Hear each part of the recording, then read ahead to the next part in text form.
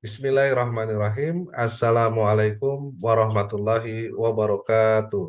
Pada pertemuan kali ini, saya akan membahas materi tentang landasan pengembangan evaluasi PAI. Landasan pengembangan evaluasi PAI setidaknya terdiri dari 5 landasan dasar. Yang pertama disebut dengan landasan hukum, kedua landasan filosofis, ketiga landasan psikologis, keempat landasan sosial, dan yang terakhir atau kelima disebut dengan landasan pedagogis. Landasan hukum. Landasan hukum merujuk pada aturan hukum atau kebijakan yang mengatur tentang bagaimana evaluasi harus dilakukan, mencakup aspek seperti tujuan, metode, kriteria, standar evaluasi, serta hak dan kewajiban para pihak yang terlibat di dalamnya.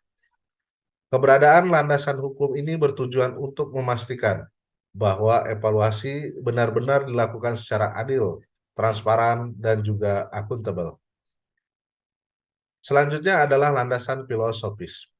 Landasan filosofis dalam evaluasi pendidikan merujuk pada paradigma filosofis dalam konteks evaluasi, meliputi epistemologi, ontologi, dan aksiologi yang menjadi dasar bagaimana suatu evaluasi harus dirancang, dilakukan, dan juga diinterpretasikan. Selanjutnya adalah landasan psikologis.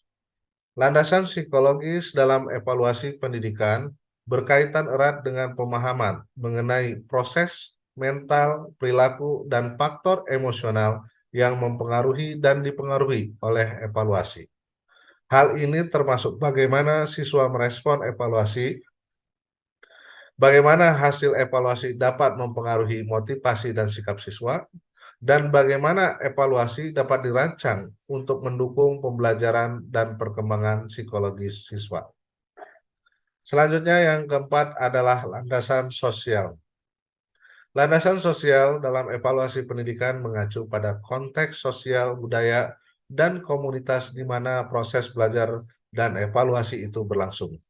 Hal ini juga mencakup pertimbangan mengenai value atau nilai, norma-norma yang berlaku, kepercayaan, dan ekspektasi masyarakat dalam merancang dan mengimplementasikan kegiatan evaluasi itu sendiri.